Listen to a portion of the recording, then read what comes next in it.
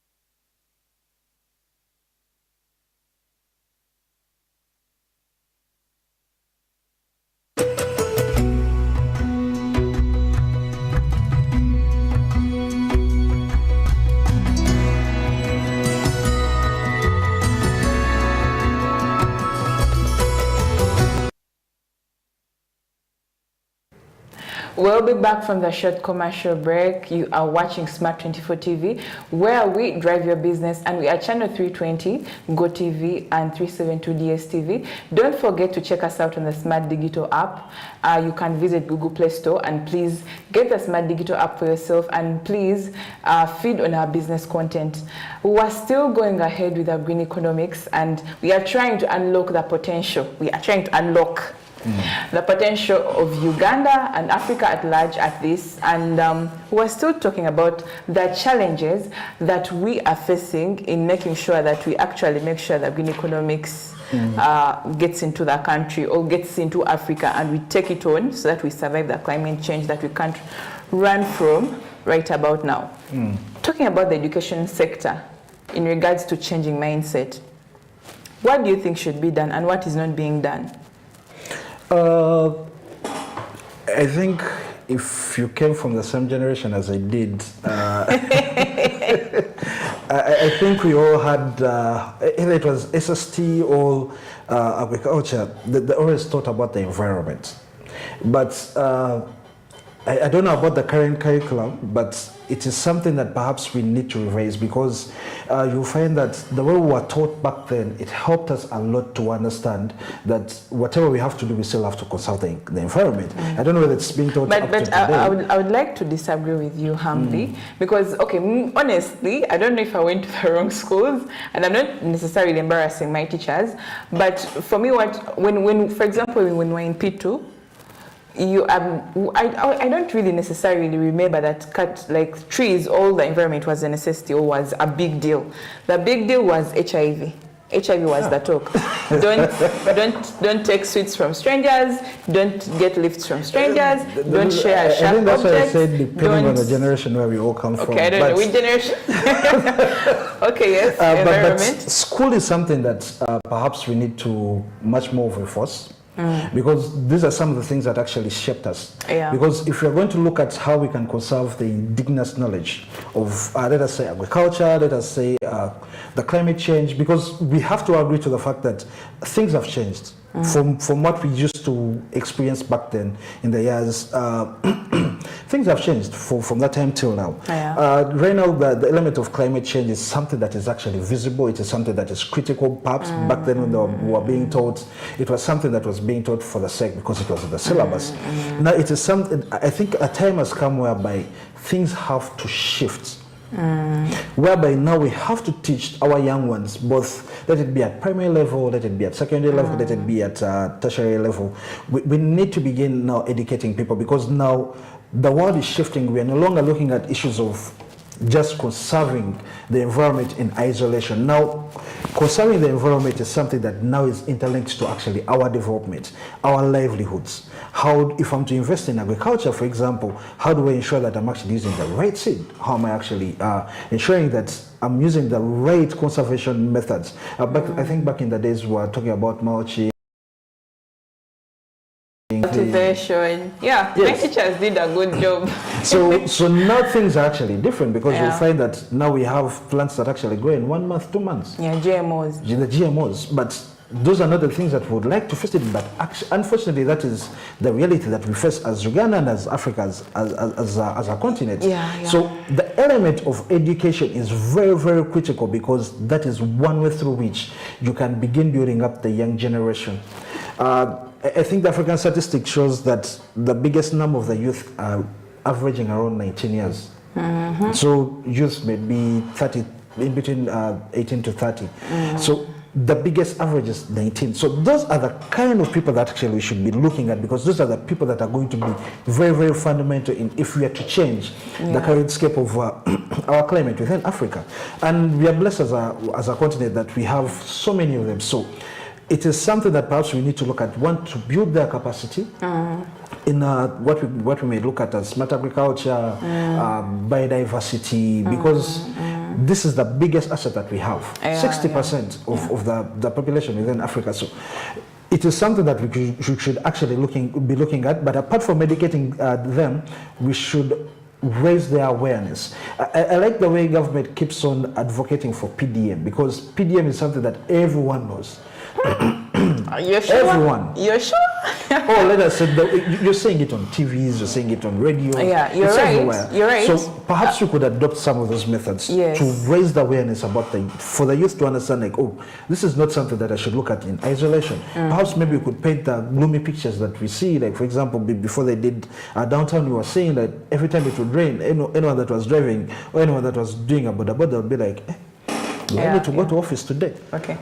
So we have to begin now creating the nexus between environment and development, so that the youth or any working person, so that they can understand that whatever I actually do to the environment, it's going to pay back. It's true, actually, who said the environment never forgives. So yeah, the environment doesn't forgive. That's something that we need to do to raise the awareness. Yeah. But away from that, before we actually go on with what I want to emphasize, he has been speaking a couple of things, and it is very important that we educate the young people. I actually have an idea with a friend of mine where we usually say if we could get cartoon kind of books and put in stories of how if we cut the trees, something will happen. If you dump this rubbish, where will it go? We could actually teach kids about bioaccumulation in just 5 pages.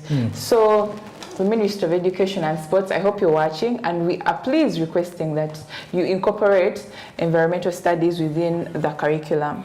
And also away from that, we were serious about HIV. We were serious about COVID-19. Why is it that something that is manifesting right now, climate change, the wet seasons and dry seasons are altering and affecting the farming in our country?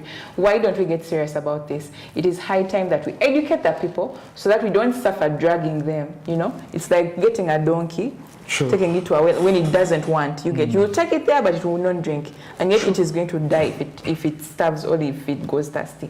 Anyway, away from that, now you've been preaching green economics. What are some of the opportunities our viewers can tap into and also participate in the green economics? The first one that I would look at would be how we can invest as a country within our natural resources in terms of managing them. Because as we're looking at extraction versus against, I think looking at what the Global North is actually preaching, stop extractions, stop oil and gas, I think the most sustainable ways through which we can actually do our extraction. I think our benchmark runner, because it's one of the success stories that we have, Runner has recently partnered with the private sector to develop the nuclear reactor. I think they call it the nuclear reactor, but it's something that uses uranium and lithium. So these are some of the ways through which we can. So we have to adopt the new technologies so that we can harness what the nature gives us. If we are to look at the oil and gas, the oil rigs that are actually being used, the new technologies that have been invested where emissions are actually being a little bit condensed. We could look at also an opportunity of how we can encourage our youth. Uganda has a very vast land. How we can encourage our youth to engage in agricultural practices that are actually smart. For example, agroforestry. Whereas it is quite difficult for a youth that is looking for money month in, month out to invest in this, but it's a concept that we can actually teach. For example, the community-owned lands, our land tenure system in Uganda is quite versatile. Yeah, it's versatile. So those are some of the things that we can perhaps preach to our communities, whereby they can engage in that. Because now with the advantage of doing the agroforestry is you can be able to sell the carbon that actually you're capturing. So it creates the element of the carbon markets.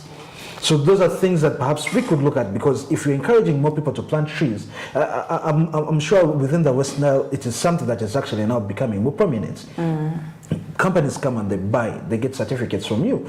You could make as high as 1-2 millions in just something very, very small, based on the calculations that they have. So that is an opportunity that perhaps as African countries we need to harness, and we need to create particular policies and practices that actually promote such things. We could look at the element of biodiversity.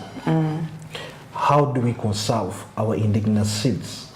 how do we ensure that the things that we're actually putting into the environment can actually replicate? For example, when you're speaking about the GMOs, you'll find that you plant a mango tree that may never actually grow again. It cannot reproduce each other. And yet, that is something that we may actually need to help us conserve our environment, because then that means the work that I have to do to cultivate and always be getting the same cover that I may want, getting the clean and the quality air that I may breathe, may be a little bit limited, because that means the seeds can actually reproduce. So how do we protect them? Okay. How do we ensure that our wild animals are actually being protected so that there's constant reproduction? I think there's some animals, there's some species that are actually becoming extinct, to the extent that we're actually importing some of these species from different countries. I think there were rhinos. The issues about the rhinos. And so many others. So those are kind of things that we can actually invest in, because like we said, our nature is actually a big opportunity. The other opportunity that we have is how do we involve the youth and the women to get into this kind of economy whereby you're creating jobs for them. For example, if our agriculture is employing 70% of the population, how do we encourage people to engage within agriculture, but also looking at the smart elements? Because now when you're looking at the way the PDM is being spread, the money is being given out to the people, but as sure as I am very sure that most of this money is actually being invested in agriculture. So how do we touch these people? How do we help these people? How do we incentivize the agriculture sector to enable people to adapt the climate smart or the climate smart agriculture, so that people can actually invest? I think in Yumbe and different maybe government has tried to push the element of communal irrigation schemes that are empowered by solar. How do we enforce it so that it can actually spread out within the different countries, the different districts within the country? So there's so many opportunities that we can actually look at, because like where Africa is, things are actually moving at a fast pace. We are looking at countries like Kenya creating, regulating carbon markets. Yeah, but away from that, for the viewer that is watching, I hope you've understood that carbon credits are very important. Now, how does a carbon credit work? A carbon credit works in a way that plants produce oxygen, which we take in, and they take in the carbon dioxide that we produce from the cars and from ourselves. And so if you plant a tree, that means you're increasing the amount of oxygen that we need for survival. So carbon credits are in a way that you're licensed, like you're being paid for the trees you're planting, and it is actually a business you can participate in as a person owning a lot of land out there. But away from the very many opportunities you've mentioned, and I hope that the viewers have been attentive, what are some of the case studies? What are some of the success stories? And I appreciate if we started with Uganda. In terms of green economics, what have we done as the Pearl of Africa? The Pearl of Africa, we are having, we are having the National Climate Change Act that was recently, I think, enacted in 2021. As much as the regulations are noted out, it's a step in terms of policy to govern how we are going to be dealing with climate change issues. We are also seeing government through the Uganda Green Growth Development Strategy, laying down some of the elements that we are going to be considering, or some of the principles that we are going to be looking at as a country in terms of sustaining the environmental or the eco-friendly kind of developments we are looking at. Uganda is one of the few countries that has nationally determined commitments. Okay. That one is, just to break it down, it's a commitment whereby we are committing to reduce our emissions in terms of green gases. I think Uganda's emission is around 28%. Okay. So that kind of commitment and that level of engagement is something that we're actually looking at. When we're looking at in terms of policy, fiscal policy, we are looking at government increasingly, when you follow the recent budget strategy, government is coming out very strong about incorporating environmental, just like how we are looking at the gender and equal opportunities. Government is beginning also, I think that there's a proposal of giving certificates to agencies and ministries to show that the interventions are actually compliant to the environmental targets that we have as a country. Do these certificates come with incentives, or it's just going to be a piece of paper? That's between Minister of Finance, but usually it just shows whether you're complying. Because when you look at the Vision 2040, it encompasses that. How do we mitigate, or how do we ensure that climate change is actually the measures that are actually adaptable? So when I'm doing an investment, let us say like how we are looking at PDM, how are we going to ensure that the climate element is being incorporated? When you're looking at the national planning, the national development plan, it encompasses all of this. I think also government set up different units. For example, there's a climate change financing unit now in Ministry of Finance. Okay. Now these are the people that are going to be looking at how do we finance the climate change elements. So as Uganda, as much as we may not necessarily be ready, because when you're looking at the green economy readiness assessment report, Uganda is really low. It is quite a long one, but Uganda is not necessarily part of it. But there are strides that are actually being done as government to ensure that we are moving up with the current trends, so that we are not being left behind. Of course, we have to benchmark from other countries. For example, when you're looking at the countries like Kenya, Gabon, Rwanda, Mozambique. There are quite a lot. There's so many countries that actually are doing great work, but unfortunately there are just a few. But now it's an element of how do we use these benchmarks to incorporate and actually make sure that these are something that are sustainable within Uganda's economy. How do we ensure that they're actually being financed? Because I think according to the current plan, the development plan, the green growth development plan, government only commits to finance 15%. So the rest will be done by the private sector? So how do we enhance the private and public partnership in terms of investments within the climate change and the green economy? So there are quite a number of policies that are currently in place. And also initiatives. Yes. I think government is coming up with a fund as well, a climate change fund. I'm not so sure on the steps that are being taken, but you're saying like at least government is trying. For example, when you're looking at value addition as well, government is beginning, or it's advocating to adopt the multimodal like kind of value chain. Tell me about it. For example, what they're envisioning is if I'm doing agriculture and I'm producing my products today, they're setting up economic free zones whereby I'm having companies that are dealing with produce, I'm having companies that are dealing with processing, I'm having companies that are dealing with packaging, I'm having companies that are actually managing logistics. And dealing with waste. And dealing with waste management. So ideally, you're saying that government, regardless of the different questions that it may be actually facing, they're trying to get out of their way. Of course, the benchmarking from different countries, because I think that particular concept is coming from countries like Gabon and Senegal, which are very, very strong on that. So they're taking their lessons, that doing whatever they can so that they can ensure that our environment is actually conserved vis-a-vis as we're moving towards development. Because at the end of the day, what most of the people are interested in is, as much as government is doing this, how much am I earning? So you're saying that government is doing whatever it can do so that they can create as many decent jobs as they can. I think their projection is around 4 million jobs. So they're doing something. Apart from the few success stories that he has talked about, I would like to give a mention to some of the few success green economic stories that are all over Africa. For example, the Great Green Wall Initiative happening in the Northern Sahel region, the Mkopa Solar happening in Kenya, Ethiopia's Green Legacy Initiative, where they've planted 6 billion trees, increasing their carbon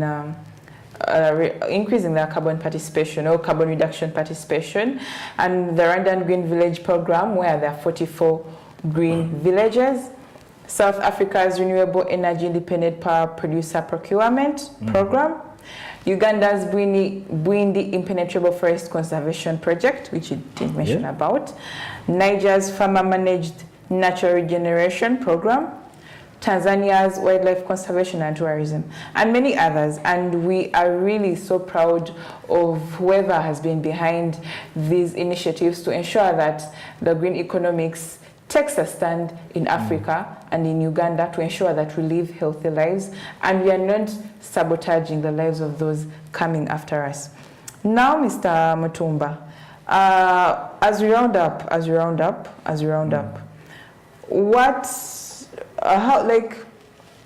give us 2 takes on what you think about the role of innovation and technology in regards to the green economics, and also what is the future outlook and closing remarks? The role of innovation and technology. I think we are in the fifth industrial revolution, yes, where we are dealing with artificial intelligence. Artificial intelligence. Yes. So when you're looking at that, the investment that countries are actually doing, it is something that we can actually harness, because things are moving at a fast rate. I don't think we as Africans, we can actually afford now to be using the traditional methods that we're actually using. So there needs to be that mix and match, because innovation is now, the scriptures say innovation is the mother of all wisdom. So the scriptures? Yes, Proverbs. Okay. So the innovation is something that we actually need, because now things are changing on a fast pace. Investing in technology is no longer something that we have as a luxury. So there needs to be government efforts and government deliberate action to invest in the different technologies that are coming up. AI could be one of them, where we can adopt also. We can adopt the smart agriculture. We can look at using solar-based irrigation schemes. Yeah. So all these are things that actually are coming up. We can look at how best can we conserve our seeds, our indigenous seeds. Yeah, having seed banks actually. Yes. How do we have all these things in place so that the next generation can actually come up? I want to believe that the children that are actually coming up now are actually more technological savvy than the older generation that is coming up. So how do we encourage them to embrace these technologies that can be there to conserve the environment, and also look at how best we can do the circular economies? How do we ensure that people are actually investing in waste management? Because I want to believe just here in Bogolobi, it is one of the biggest plants that are actually there to do the waste management. So the waste handling and the waste management. So when you're looking at it, these are kind of the manure that actually the giving us output is something that people can actually invest within, like to work as the fertilizers. So that means now we are using the innovations and the new technologies and the new methods or practices to invest into the smart agriculture that we want, so that we can achieve the organic farming as we project or as we want to have as a country. Yeah. So innovation is not something that we are looking at as a luxury. It's something that perhaps we need to take as a country and as Africa, so that we can ensure that things are happening, so that we can conserve our environment. We need to invest in the green energies. We are looking at hydrogen production. We are looking at hydro processing. I think Africa is still lacking with it in terms of the gigabytes that are necessary to sustain the economies. But now we are looking at the recent closed African climate change. You're looking at how different international communities are actually trying to invest in the new technologies that can enable African countries to get as enough energy as possible, so that we can harness the energy, renewable energies. We can also look at energy conservation and efficiency. So innovation is something that we actually need, so that we can achieve all that. My parting shot would be, like you said, this entire thing of the green economics, energy transition and sustainable development is not something that we should look at in isolation in terms of development. It is something that we need to incorporate as a country. Government and civil society organizations need to come out very strong to raise awareness and bring as many people on board, so that we can move together as a country, so that we can have sustainable development that is environmental friendly. Oh. Yes. Thank you so much, Mr. Mutumba, for coming in today. Thank you so much. All hail, all wisdom has rained upon me today, and I hope that you've understood what green economics is all about and how it is going to help us get the best out of our environment, but also save our lives, not forgetting the ones of those coming after us. I encourage that we as the generation right now, since it's our time, to please make it normal that for a business, just like customer service is a must, so should proper waste management be a must. In fact, it should freak you out if a business is not handling waste properly, or if a if a business, a food business, is not critical of where it's getting its raw materials or what chemicals it's using to bring food on the plates of the people. Other than that, it has been an insightful discussion. My name is Samalina Bagala, and you are still watching Smart 24 TV, where we drive your business. We are located on plot 42, Nile Avenue, opposite Kingdom, Kampala. And don't forget to stream live on Smart 24 TV Live, that is YouTube. So we are Smart 24 TV on all the social media platforms, that is Twitter, Instagram, and also stream live on the Smart Digital app and always get all your business content. It is exactly 9 p.m. Have a good night. Have a good night.